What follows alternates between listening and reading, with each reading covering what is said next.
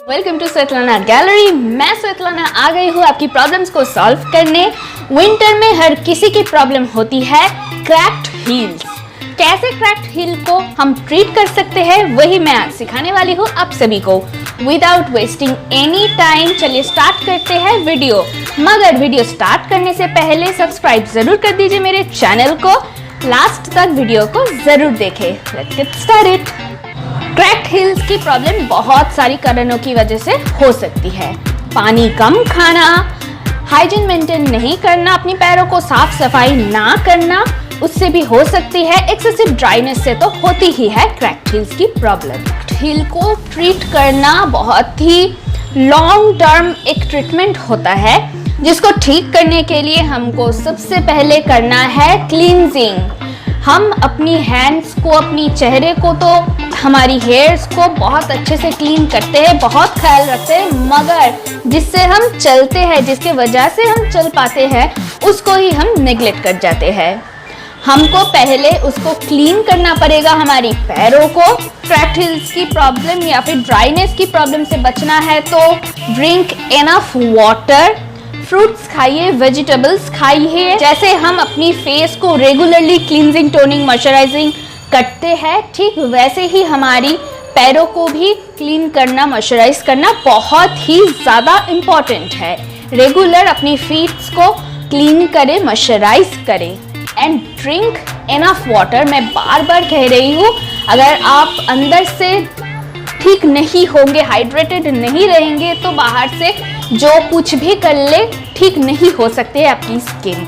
इसलिए अंदर तक हाइड्रेट होना बहुत ही ज़्यादा ज़रूरी है। अगर आपकी क्रैक्ड हील्स की प्रॉब्लम सिर्फ और सिर्फ विंटर में ही होता है तो फिर ये ड्राइनेस से होता है।